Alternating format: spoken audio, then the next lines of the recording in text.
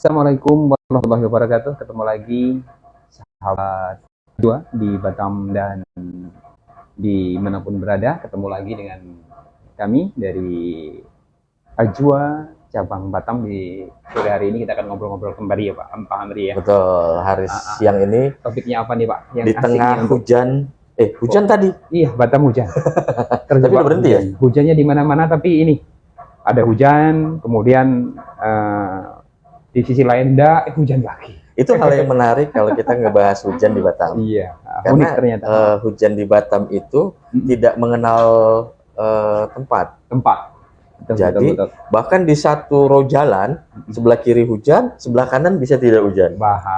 Itu yang di mana? Di Tiban. Di Tiban pernah kejadian. Ya. Terus arah ke Batam Center, arah ke bandara, itu juga pernah. Jadi arah yang ke bandara itu hujan, yang arah dari bandara ke Nagoya nggak hujan. Itu padahal Pulau Batam itu sendiri sebenarnya nggak gede-gede amat Pak ya? Nggak gede. Nggak luas-luas amat, tapi hujannya di sini hujan, di sini enggak. Itu salah satu fenomena menarik yang ada di Batam. Sama juga kayak umroh, itu juga ada fenomena menariknya. Iya, ini yang akan kita bahas di sore ini. Dan itu asiknya saat umroh Pak ya, kita akan cerita tentang pengalaman kita waktu kita ngelaksanain umroh dulu. Kita bagi ke sahabat Ajwa agar menjadi motivasi untuk bersemangat segera bisa berangkat umroh. Begitu kan Pak ya? Betul. Jadi ada hal-hal yang bisa bikin kita excited, itu kayak jadi pengalaman pertama. Terus juga ada hal-hal yang berbeda dari apa yang kita temuin di Indonesia. Betul. Apa yang kita khawatirkan ternyata nggak ada. Betul. Tapi hal-hal yang kita tidak prediksi terjadi, kan seperti itu. Itulah memang uniknya.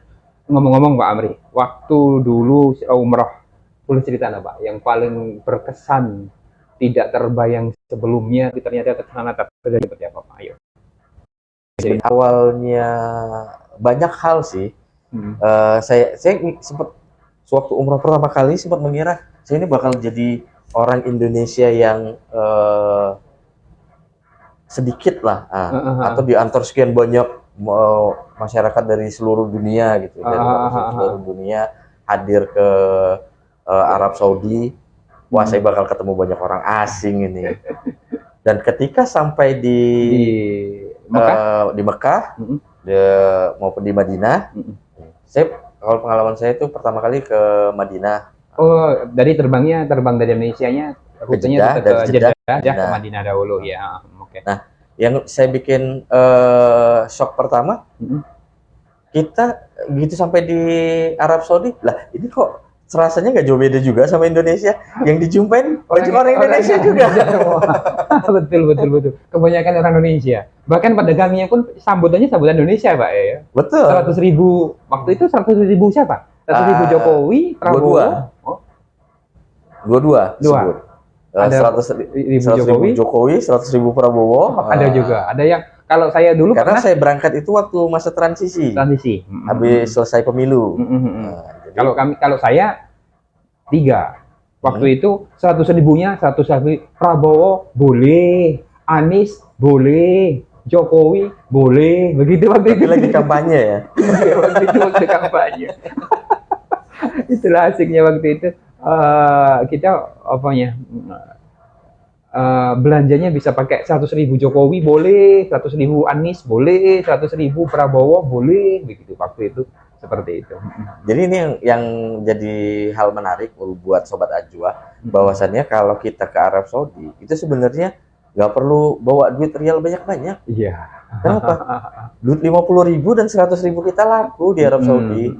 Dan satu lagi, kalaupun kita tarik tunai di ATM, selagi dia ATM yang berlogo Visa dan Mastercard sama Visa, ternyata biayanya juga nggak terlalu mahal. Hanya kepotong berapa? 30.000 Pak ya? 30.000 atau 25.000? Ya lebih kurang gitulah. Kalau kita misalnya ngambil 500 rial contohnya, ya potongannya nggak sampai 50.000. 25.000. Saya pernah menggunakan sekitar 20-30.000 kan. ATM BCA waktu itu. Nah, artinya Mas. Kalau seandainya kita kalkulasi lah potongan apa sih 20.000 dengan ambillah contohnya kita ngambilnya 500 rial. real. 400 real. Berarti kan 1 realnya itu cuma kena biaya berapa ya? 25.000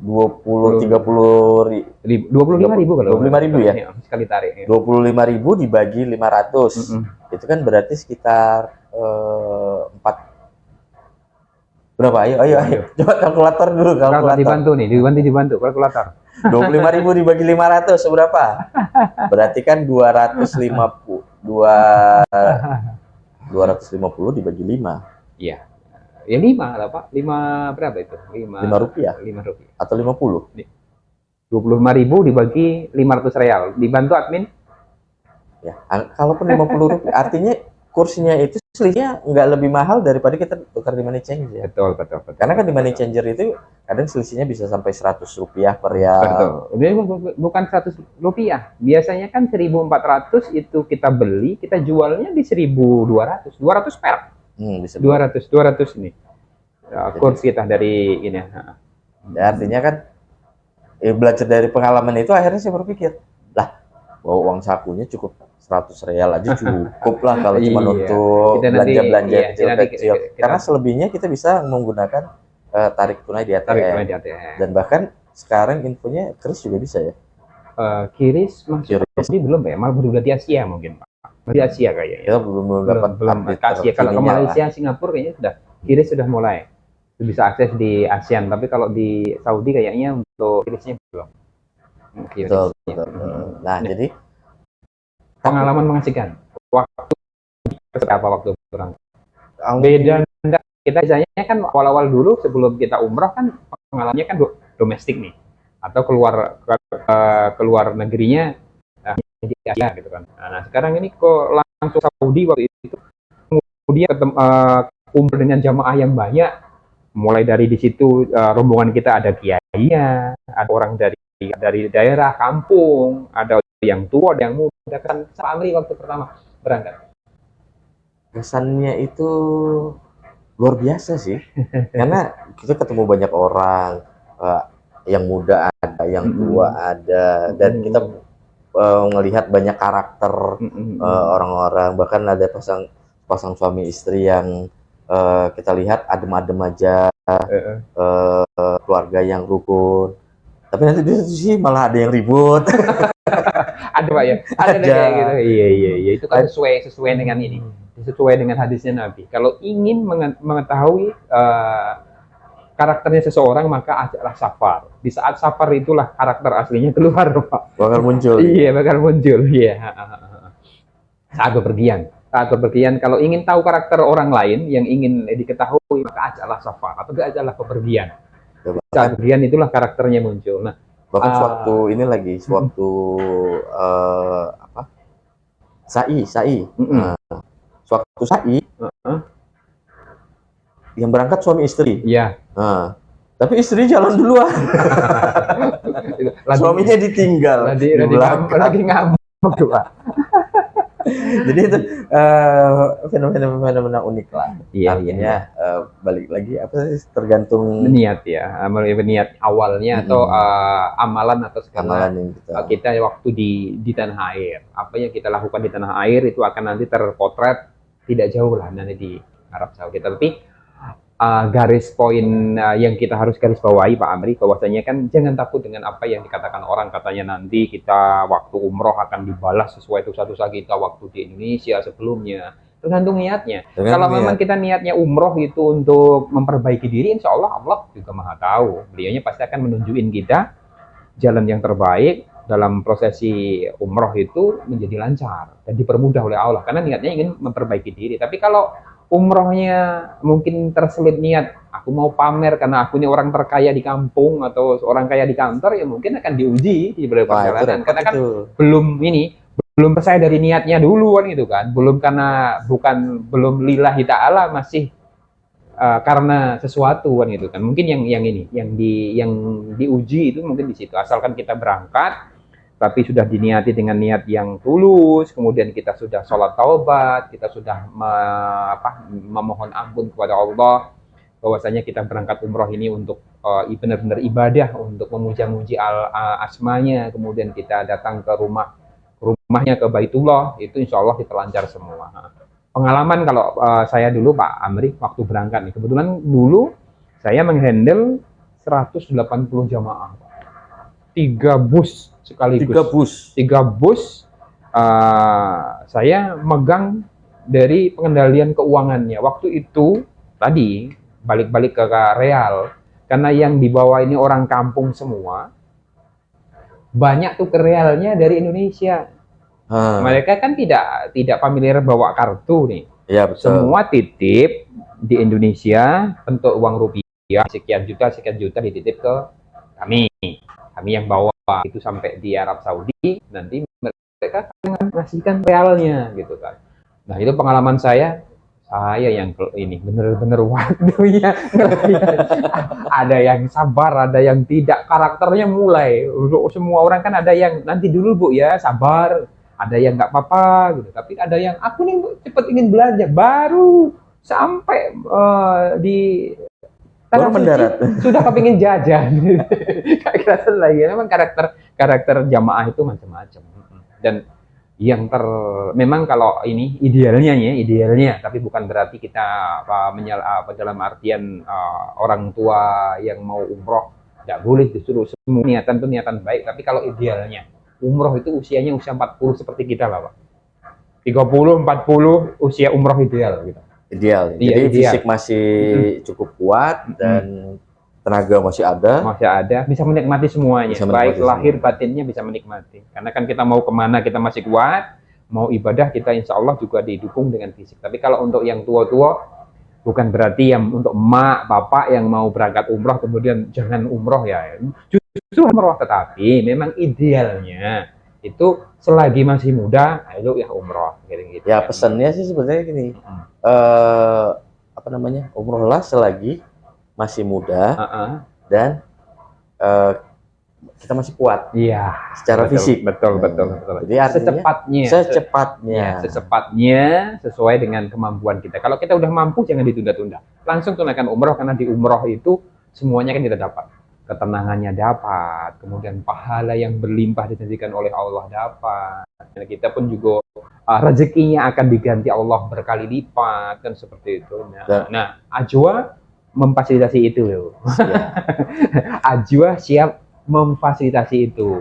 Paket-paketnya seperti kemarin yang kita sampaikan, ada paket super hemat, ada paket hebat, ada promo hebat, ada super hebat. Ya, semuanya ada di kita. Nah, baik yang ekonomis, menengah ataupun yang high class kita punya.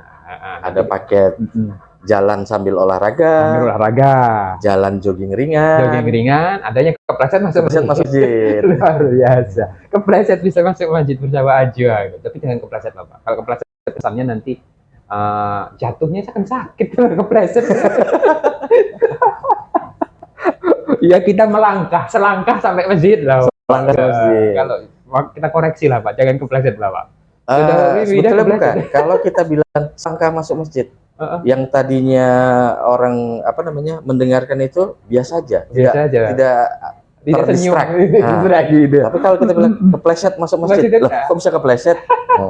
Ya artinya jangankan kepleset aja udah bisa masuk masjid, apalagi melangkah. Ya. Berarti memang di Ajwa ada paket yang ekonomis dengan jarak hotelnya yang ya jalan kaki tapi tidak sampai kecapean, kemudian ada yang sudah mendekati sampai ke masjid, bahkan ada yang benar-benar di samping masjid gitu Pak ya, di pelataran masjid kan gitu kan ya. Betul. Kalau harganya hubungi admin Pak ya, biar penasaran kan gitu kan. Silahkan komentar di kolom komentar, tanya-tanya berapa harga paketnya kan, seperti itu. Dan hubungi di bio Pak ya, di bio kita di bio ada nomor kontak di. Dan kalau pengen tahu perlengkapannya juga mungkin bisa dilihat kopernya seperti apa, ini seperti yang ada di background kita. Iya. Terkait masalah culture shock. Gimana nih? Culture shock yang membedakan antara di Indonesia dengan di Arab Saudi. Enggak ada. Maksudnya dalam artian gini ya. Kalau ada culture shock yang sangat berbeda antara Indonesia dengan Arab Saudi, sebenarnya nggak terlalu berbeda. Kenapa? Kalau kita memang tidak terbiasa dengan kuliner atau makanan yang ada khas Arab Saudi, makanan khas Indonesia juga banyak ternyata Pak. Jadi waktu itu waktu pertama kali sampai di Arab Saudi, di pelataran Masjid Jalan Zikir di wilayah Jiyad itu. Jiyad ya. Di pinggir jalan itu kan. Sudah banyak ini Pak ya. Jualan Indonesia. Habis Isya. Jalan keliling gitu kan. Ada nasi goreng. Ada bakwan. Ada risol. di Mekah pun ada bakwan, ada risol Pak. Jadi ada nasi kuning. Jadi semua makanan di Indonesia ada di situ. Ada yang 5 real, ada yang 10 real. Sama teman-teman yang lain guyon. Wah, kita kalau di Indonesia makan nasi goreng ini paling 5.000, 10.000. Sekarang di sini berapa? Di sini 50.000, 100.000. 75.000. 75.000. Tergantung lauknya. Bakso, saya pengalaman bakso. Bakso pentolnya hanya 3, satunya gede, 2-nya kecil, ada mie 80.000. Bakso 80.000. Tapi ngomong-ngomong tentang ini, makan Pak. Kan ini ada.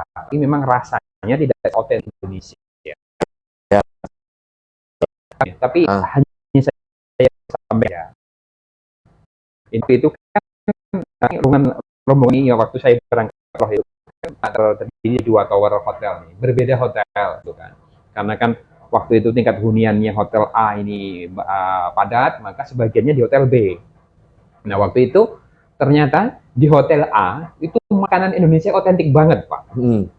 Sementara saya dijatah di kamar saya dampingi yang di hotel B. Waktu itu untuk hari pertama oke lah kita ikuti. Saya ikut makan di hotel B. Oh, rasanya kok begini ya? Rasanya ikan asinnya, sayurnya ya Indonesia, tapi ada sesuatu yang kurang. Ternyata waktu saya ke hotel A, enak banget, otentik banget gitu loh. Ada buburnya, masakan rendangnya ada, jengkol pun ada. Akhirnya besok Pak, ya ini mohon maaf, jangan bilang siapa-siapa, malu nanti. Itu setelah saya pastikan yang di hotel B, Bapak Ibu semuanya, ayo makan Bu, karena ini waktunya makan telah tiba, silahkan dinikmati makannya Ibu, gini. Tapi saya nggak makan dulu Pak. Begitu saya pastikan jamaah yang saya bawa ini udah makan semua di hotel B, saya pindah ke hotel A. Makan di hotel A. Itu akibat ada beda itu ada pilihan. Tapi kan kita nggak salah kan, kita ada pilihan. Kalau nggak ada pilihan, juga pengalaman. Dan ini juga apa istilahnya? Beda travel, beda treatment ya. Beda treatment ya. Nah, ngomong-ngomong sedikit nih, kita kan ngobrolnya tentang pengalaman kita waktu kita umroh. Nah, sedikit ya kita karena kita kan bicara tentang travel Ajwa, kita kan di bawah benderanya Ajwa. Dari Ajwa sendiri tadi gimana Pak? Dari kalau sudah di hotelnya pasti Pak ya? Hotel itu kita pasti sesuai dengan sesuai yang kita cantumkan di brosur Pak ya. Itulah yang beda antara kita dengan yang lainnya. Yang lain, betul. Kalau yang lainnya itu menyampaikan di brosurnya selalu menggunakan kata startup biasanya kan begitu kan. Tetapi kalau kita ya apa yang ada di brosur itu insya Allah kita akan tunaikan kan. Betul. Seperti itu. Dan jauh-jauh hari sebelum ini juga kita sudah informasi. Kalaupun ada istilahnya perubahan pasti kita kayak informasikan sebelum keberangkatan. Jadi nggak ada cerita kejadian dalam karung gitu. Dalam karung karena berdasarkan cerita ataupun pengalaman dari yang lain-lain ya yang pernah berangkat umroh itu ada yang sampai di di Arab Saudi baru ketahuan hotelnya di mana. Bahkan sampai nunggu berapa jam baru dapat hotel. Ya, ada yang kayak gitu. Dan ternyata, kenapa belum bisa dapat?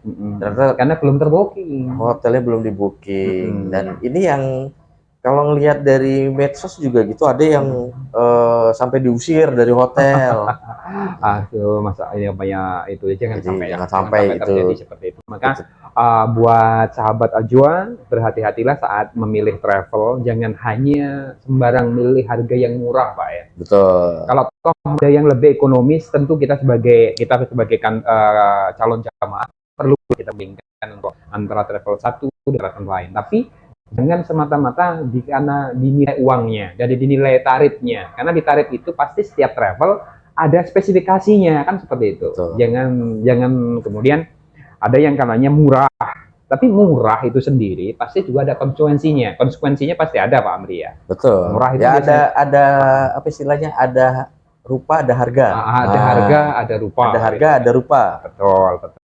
Nanti kalau di Ajwa, walaupun tarifnya atau paketnya paket yang ekonomis, itu dijamin hotelnya terstandar. Ya karena ada memiliki izin resmi PIO maupun PPIH ya. dan juga sudah terakreditasi A. Ya, akreditasi A ini, akreditasi A keduanya tidak mudah, Pak ya. Pasti kan melewati pahit dan getirnya perjuangan awal. Nah, kita sudah ditarap untuk selalu mengedepankan servis, ya Pak ya. Bukan lagi kita untuk hanya mengobrol janji, tapi kita sudah berkomitmen untuk mengutamakan servis pelayanan kita harus kita komitmen di servis. Makanya kan harga di Ajwa mungkin tanda kutip agak berbeda sedikit, Pak ya. Ini kan eksklusif, tapi eksklusif itu memang beneran dibuktikan dengan bukti nyata di lapangan. Balik lagi ini macam promosi nih.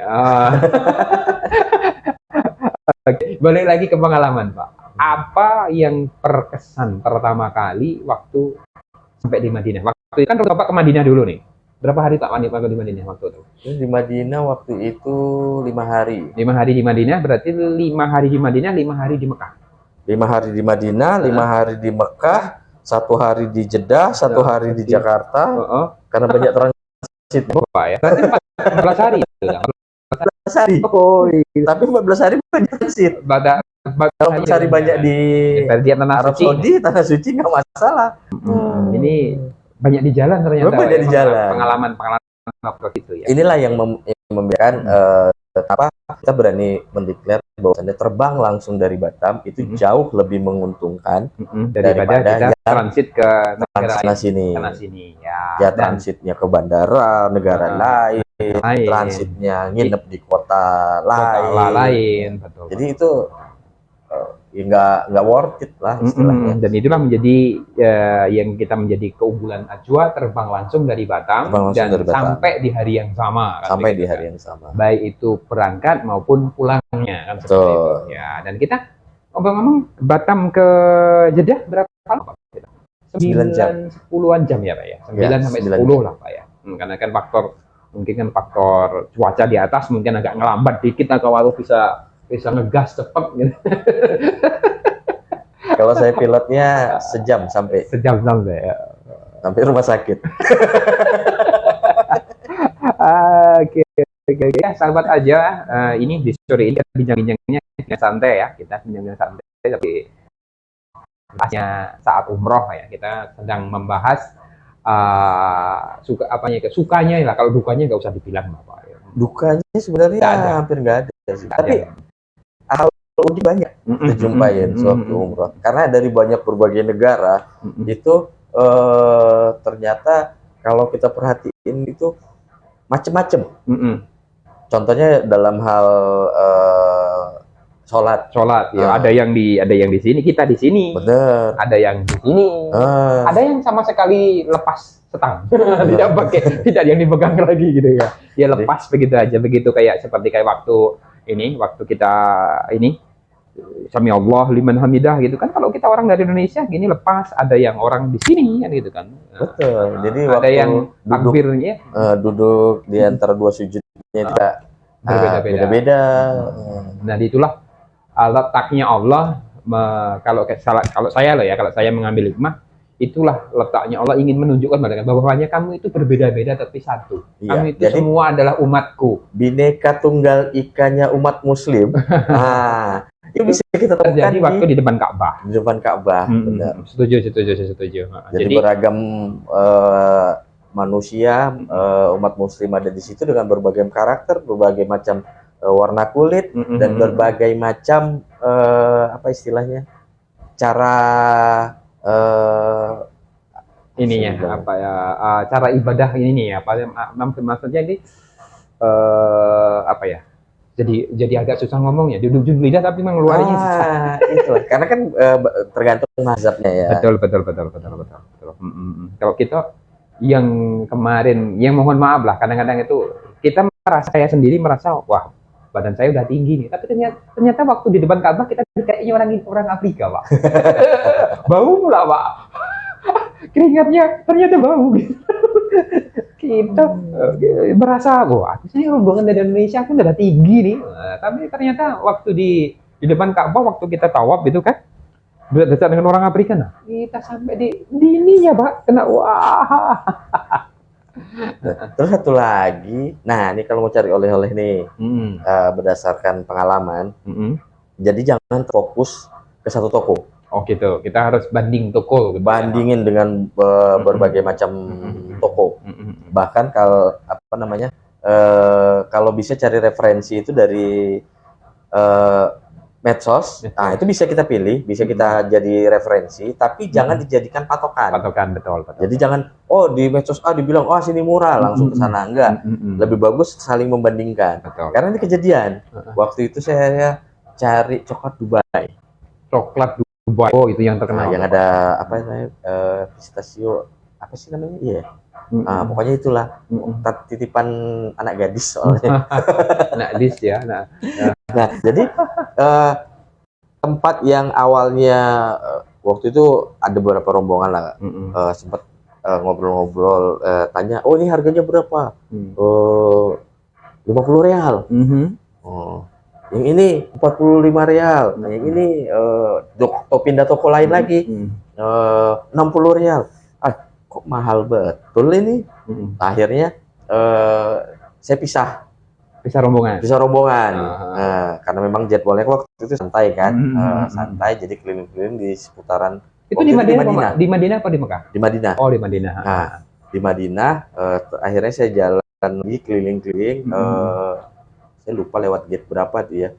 Akhir keliling lah pokoknya. Seputaran itu kan ada banyak plaza-plaza itu kan ada banyak tuh kan. Nah, jadi akhirnya toko pasar-pasar itu datengin satu-satu. Iseng aja. Dapat. Akhirnya iseng ngobrol-ngobrol. Saya tanya, ini dengan coklat yang sama yang saya tanya tadi gitu kan. Ini berapa? Pas kebetulan ada orang Indonesia di situ kan. Bang, ini berapa harganya? 23. Hah? Jadi tadi 60, 40, ada 23. Serius? Aku tanya di sana nggak ada yang lebih murah dari 40. Iya, di sini memang lebih murah. Tapi kalau ditanya di mana aku udah lupa. Kalau di Madinah, akhirnya di situ saya beli semuanya. Kalau di Madinah ada itu pasarnya yang mana, pasar 1 real. Masih kalah murah. Masih kalah murah, pasar 1 real. Yang bawah itu, yang di eskalator ke bawah. Saya dari situ saya kabur cari tempat lain. Jadi memang pinter-pinter milih sih. Kalau di Mekah sih di Tanah Abangnya Mekah, di kaki. Nah, waktu sampai di Mekah, lebih banyak cari oleh-olehnya.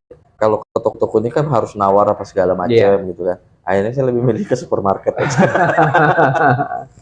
Iya. Dan ternyata sampai di supermarket ada juga. Iya. Itu dia Pak ya, asiknya waktu umroh Pak ya. Iya betul. Waktu itu Pak, umroh setelah dari Madinah kemudian ke Mekah. Tuh umrohnya waktu itu, umroh pertama kali di waktu apa? Di waktu malam atau mungkin? Rata-rata sih malam ya, habis Isya ya waktu itu ya. Rata-rata malam karena jatuhnya berangkat itu kan musim panas habis Syawal. Berarti panas ya Mas ya. Panas. Semi menuju panas. Panas ya. Oh, berarti demam. Masih semi. Demam. Panas dingin kan demam. Yang menakjubkan itu yang saya nggak habis pikir waktu saya ke sana ya, ke umroh itu, sampai di Madinah maupun di Arab Saudi. Iya. Langitnya biru tanpa awan. Biru tanpa awan, Masya Allah. Jadi kalau dari foto-foto, ini mungkin pengaruh musim juga ya. Cuman di situ saya bisa melihat kalau di Indonesia kan awannya banyak. Di sana saya merasa, Masya Allah, ternyata kalau langit cerah tanpa awan ini biru. Kayak gini gitu. Walaupun apa istilahnya cuacanya agak panas, kita adem tetap ngelihat langit.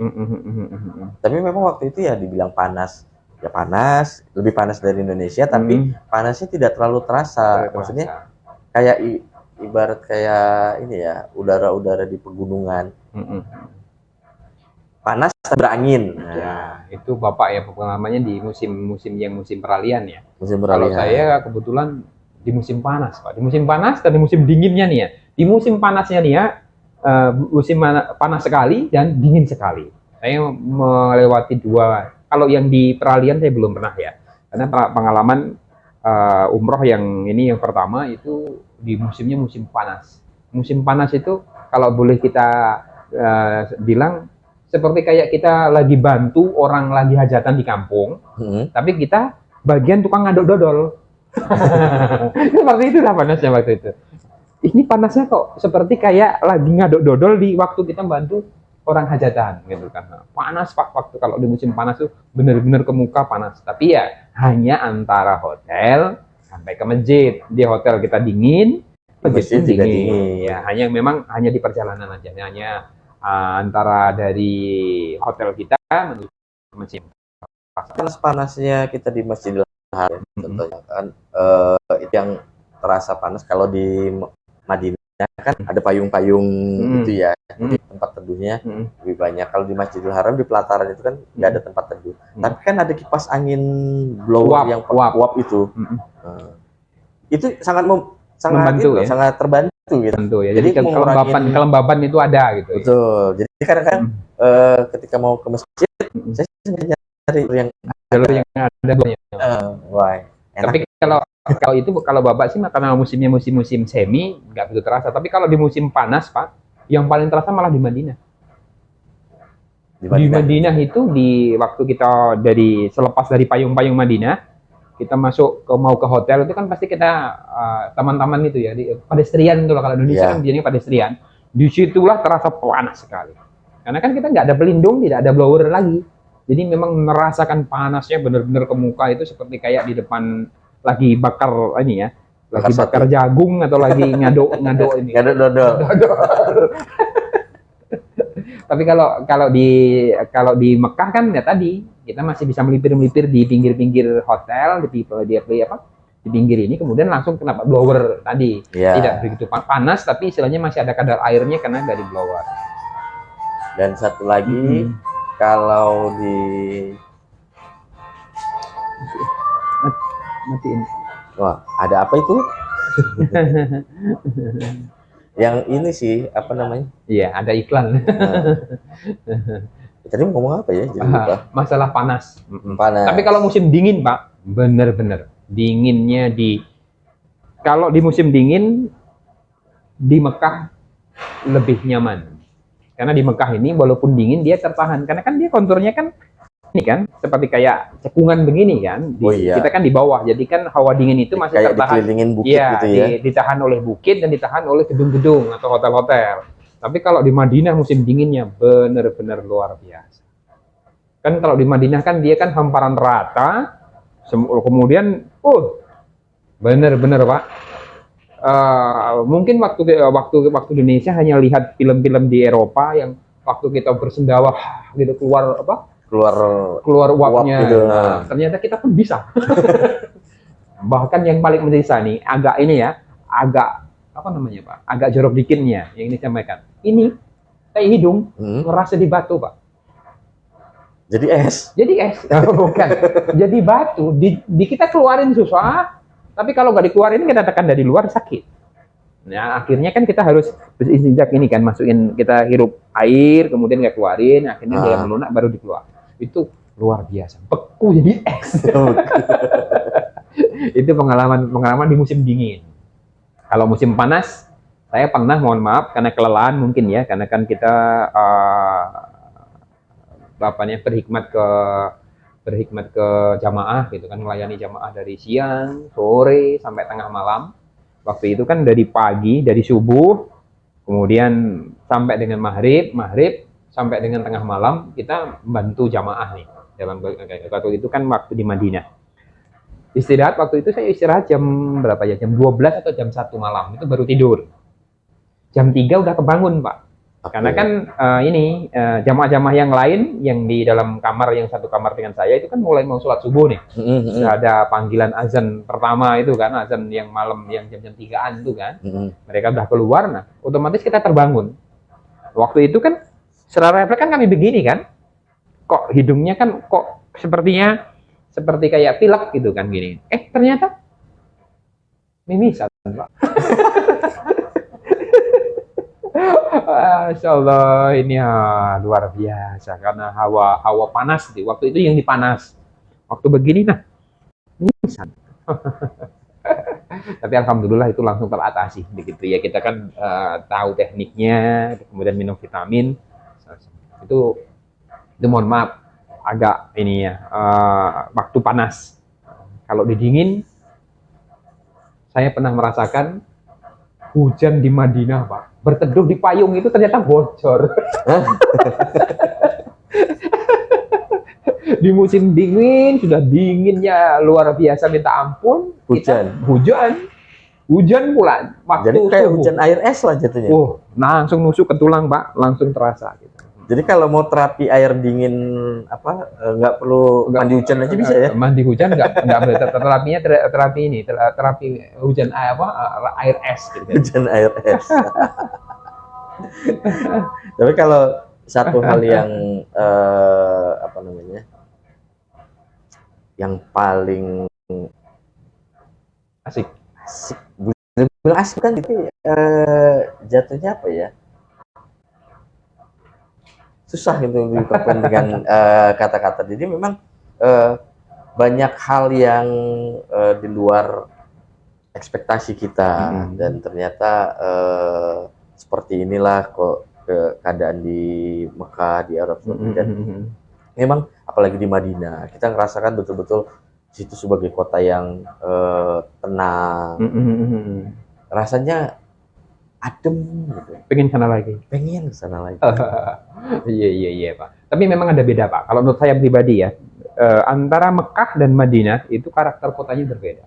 Di waktu di Mekah, tapi paling idealnya sih memang penerbangan yang baik ya, dalam artian itu kalau bisa memilih itu ke Mekah dulu baru ke Madinah Pak. Sesuai dengan sejarahnya. Oke. Dari Mekah dulu, setelah dari Mekah. Karena Nabi hijrah ke Madinah ya. Kita kan perjuangan Rasulullah kan tetap harus menaklukkan ini dulu Mekah dulu dia. Dia bersakit-sakit dahulu di Mekah, kemudian beliaunya ke Madinah, baru dia ke Mekah lagi kan seperti itu. Dan itu kalau memang bisa memilih ya baiknya ke Mekah dulu. Tapi idealnya, tapi kan namanya travel kadang-kadang kan kita terikat dengan regulasi penerbangan kan gitu kan. Harus ke Madinah dulu. Tapi kalau boleh milih itu kita ke Mekah dulu baru ke Madinah, itu enjoy, sesuai dengan urutan sejarahnya Rasul gitu. Berjuangnya di Mekah, menikmati masa tuanya, kenyamanannya di Madinah. Dan memang benar-benar kita terasa waktu di Mekah itu kasak kusuk Pak, keras, lulu gue kayaknya, kalau ibaratnya kalau bisa dibilang waktu di Mekah itu karakternya seperti itu. Tapi begitu sampai di Madinah, orangnya kok humble semua, asik, adem gitu, kayak ini. Memang benar-benar kayak sejarahnya Rasulullah.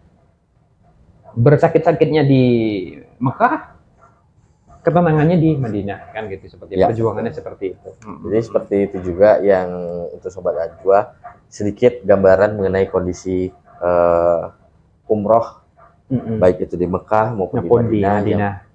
Kita coba bagikan. Dan ini kan hanya obrolan-obrolan santai kan gitu, obrolan santai memberikan satu gambaran bahwasanya umroh itu asik loh, nggak usah takut. Dan ini sedikit motivasi untuk, karena gini Pak Amri, kalau kita itu ketemu dengan orang ini di calon jamaah di lapangan itu, khususnya untuk bapak-bapak itu 2-3 kali lebih berpikir daripada ibu-ibu. Maksudnya begini, kalau ibu-ibu dia mampu punya uang, dia kepengennya langsung umroh. Dia kenceng untuk umroh itu ibu-ibu. Tapi kalau bapak-bapak dia mikir, katanya apa? Aku kayaknya belum pantas lah umroh, aku masih ragu-ragu Mas, aku banyak dosa. Belum siap, belum pantas ke belum pantas ke tanah suci. Padahal itu perlu kita luruskan Pak. Justru ya orang yang berpikir bahwasanya aku belum pantas, ya kapan lagi? kita masih banyak dosa. Ya kapan lagi kalau kita nggak meleburnya atau menghapus dosanya dengan umroh kan gitu kan. Sebagai laki-laki, kita sebagai kepala keluarga, kalau memang itu ada kesempatan untuk umroh, ya segerakan umroh. Kalau bisa ya kepala keluarganya dulu, suaminya dulu kalau boleh memilih. Kalau seandainya tidak bisa berangkat berdua dengan suami istri langsung karena memang faktor keuangan, kalau memang itu ada rezeki, bagusnya kepala rumah tangganya dulu, idealnya. Iya. Tapi ya nggak ada salah sih kalau misalnya ibunya dulu kan gitu kan, sebagai hadiah nih istriku yang gitu kan, berangkatlah dulu, nggak apa-apa ya, tergantung masing-masing.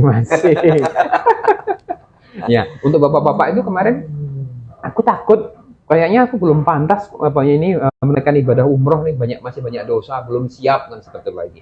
Sebenarnya ini motivasi untuk bapak-bapak di luar sana yang secara keuangan sudah mampu umroh tetapi masih ragu mau berangkat umroh karena merasa katanya banyak dosanya, belum siap untuk mengibadahnya. Itu mohon diluruskan, yuk luruskan niat, kemudian semangat untuk menunaikan ibadah umroh, karena di saat kita umroh itu kita akan menebus semua, atau dalam artian minta ampun kepada Allah di tanah suci untuk menyesali semua perbuatan-perbuatan kita di masa lalu yang kurang baik. Kemudian kita mengumpulkan pahala untuk menutup lubang-lubang kita di masa lalu yang bolong-bolong kan gitu kan. Karena mohon maaf, rumusnya seperti kemarin, ibadah di tanah suci di Mekah kalinya 100.000, di Madinah 1.000 kebaikan.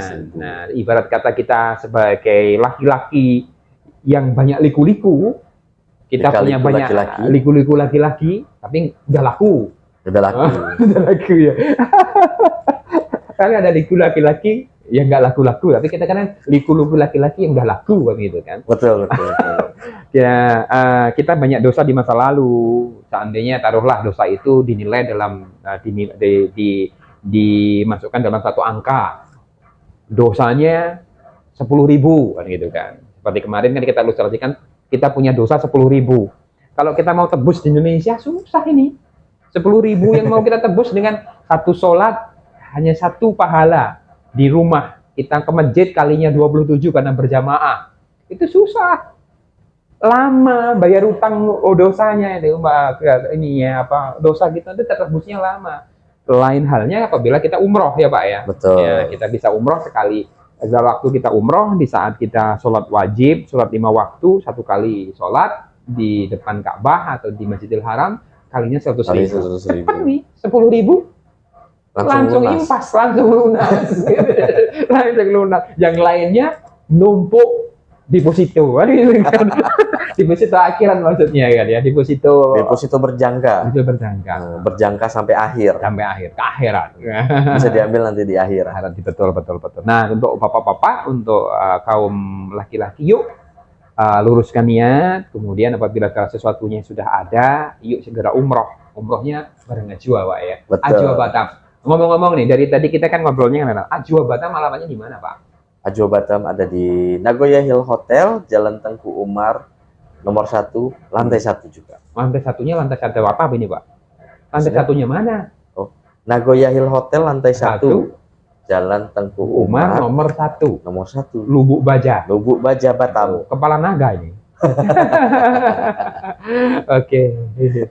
Jadi masuk ke hotel Nagoya Hill Hotel, tinggal masuk resepsionis, belok kanan dah. Belok kanan sudah sampai di kanannya kita tuh langsung. Untuk paket-paketnya tadi juga beragam ya. Ada yang paket super ekonomis, ada paket istilahnya kan super hemat, ada paket hebat, ada hebat plus, ada yang hebat, super hebat Pak ya. Super hebat. Jadi ada yang paket jalan plus olahraga, jalan kaki plus olahraga, ada yang jalan kaki jogging ringan, ada yang kepleset sampai.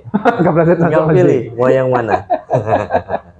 Luar biasa. Ada harga, ada rupa. Ada harga, ada rupa. Mantap aja. Jangan lupa kembali saya sampaikan ke seluruh mitra Ajwa dan sahabat Ajwa Batam, apabila telah mempunyai niat untuk umroh, kemudian dari segi kemampuan finansial sudah ada, jangan ditunda Pak ya. Betul. Jangan ditunda, disegerakan. Ada ini pertanyaan Pak Amri. Baiknya umroh ini yang menjadi pertanyaan yang di luar sana. umroh itu baiknya dilaksanakan di kapan? Apakah di musim dingin atau di musim panas? Ada pertanyaan kayak gitu, Pak Amri. Unik nih. Baiknya gimana? Umroh itu baiknya dilaksanakan di musim dingin atau di musim panas? Umroh itu kalau mau merasakan perjuangannya, baiknya di musim panas. Kalau mau merasakan tantangan kenyamanan dengan apa istilahnya yang tidak terlalu panas, itu di musim baiknya dingin. di musim dingin. Tapi sebaik-baiknya musim itu adalah ketika umroh bisa segera mungkin. Ya, secepatnya, Pak ya, secepatnya. Karena kita tidak tahu umur, Pak ya. Apakah umroh itu adalah umroh yang pertama, kemudian akan membuka umroh-umroh selanjutnya, atau itu umroh yang pertama sekaligus umroh terakhir. Kan seperti itu. Itu yang menjadi masalah. Maka apabila garis besarnya apabila ada pertanyaan umroh itu sebaiknya dilaksanakan kapan, apa di musim dingin atau di musim panas, maka garis bawahnya adalah umroh itu sebaiknya dilakukan secepatnya atau segera mungkin apabila sudah memenuhi persyaratannya. Persyaratannya kita siap fisiknya, siap finansialnya. Karena memang kita tidak pungkiri umroh itu adalah ibadah fisik dan ibadah harta. Betul. Fisiknya harus kuat, hartanya harus ada. Karena kita ke Mekah menunaikan ibadah umroh ke tanah suci, kalau nggak bawa uang juga mohon maaf nggak sampai. Dan bahkan kini umroh kan memang Allah syaratkan bagi yang mampu. Nah, bagi yang sudah mampu segerakan. Jangan pikir lagi panas atau dingin. Karena sesampainya di sana banyak keajaiban Allah yang akan kita terima, Pak. Ya, Pak Amri ya. Yang walaupun musim panas tapi tidak akan terasa panas apabila kita memang sudah niatnya kuat. Di musim dingin pun tidak akan merasa kedinginan. Nah, apabila nanti masih berhitung dengan hukum dunia nanti panas dingin, malah dua-duanya nggak nyaman kan gitu, Pak. Waktu panas kepanasan, waktu dingin kedinginan. Yang ada panas dingin demam, meriang. Minum paracetamol. Jadi tadi garis besarnya umrah yang paling nyaman di musim panas atau musim dingin gimana tadi, Pak? Umroh yang paling nyaman, umroh yang paling baik waktunya itu adalah umroh secepatnya, ya, secepat mungkin. Dan pastikan menggunakan biro travel yang terpercaya. Salah satunya Ajwatur Indonesia, biro resmi penyelenggara ibadah umroh dan haji khusus terakreditasi A. Apa itu travelnya? Ajwatur Indonesia cabang Batam. Oke. Karena apa? Ajwatur melayani sepenuh hati, menjadikan ibadah suci lebih berarti. Mantap. Oke. Nggak terasa Pak ya, ngelur ngidul kita bicara tentang umroh. Sudah ini ya. Lumayan sudah ini ya, sudah lama waktunya sudah durasinya sudah lama. Tapi asik, Pak. Masih banyak yang ingin kita bicarakan. Besok akan kita bicarakan lagi, dan bila ada yang pengen ditanyakan bisa langsung tinggalkan komentar atau di nomor di bio kita ya, Pak ya. Ya, bisa hubungin kita di nomor yang ada tertera di bio, maupun bisa datang langsung ke kantor Ajwatur Indonesia cabang Batam di Hotel Nagoya Hill lantai 1, Jalan Teguh Umar nomor 1, Lubuk Baja, Kota Batam. Kota Batam masuk wilayah provinsi Kepulauan Riau. Mantap. Baik, sahabat Ajwa, mitra Ajwa, Batam dimanapun berada, mungkin sampai di sini perbincangan kita di sore hari ini. Kita berbicara ringan tentang sukanya atau asiknya kita menunaikan ibadah umroh. Ya, tentunya bersama Ajwatur Indonesia Batam. Dan kita akan ketemu lagi di waktu yang sama di esok hari, insya Allah. Kita akan bincang-bincang ke topik yang lain. Yang pertama kemarin kita adalah perbincangan tentang apa Pak yang pertama? Tapi yang pertama kita terbang langsung dari Batam. Ya, tanpa transit. Yang ini adalah asiknya menunaikan ibadah umroh. Besok kita akan bahas lagi yang baru lagi, Pak ya. Santai aja. Kita tidak ingin ya. Karena kan kalau masalah ibadahnya, saya yakin setiap calon jamaah umroh telah membekali diri dengan pengalaman kemudian ritual ibadah yang masing-masing akan pertahankan atau akan perjuangkan dengan yang terbaik begitu. Tetapi juga di Ajwatur akan memberikan bimbingan, Mbak ya. Kita kan ada manasiknya, kita kan standarisasinya yang sesuai sunnah kita akan berikan. Ya tentunya harus kita sama-sama saling bersinergi, berbekal dengan ibadah yang telah kita lakukan selama ini, kemudian kita luruskan dengan rambu-rambu yang sesuai dengan regulasi kan seperti itu. Nah, tentunya kan kita juga akan didampingi atau nanti akan di backup oleh ustadz-ustadz yang berkompeten di bidangnya. Begitu. Baik. Kita akhiri Pak Amri. Okay. Baik, ini terima kasih sekali lagi kepada Mitra Ajwa, sahabat Ajwa di Batam dan dimanapun berada pada kesempatan siang menjelang sore ini telah membersamai kita di bincang-bincang asik di sore hari ini dengan asiknya menunaikan ibadah umroh. Kita akan ketemu lagi di waktu yang sama di esok hari. Kita akhiri Pak Amri dengan wassalamualaikum warahmatullahi wabarakatuh. Sampai jumpa di Baitullah.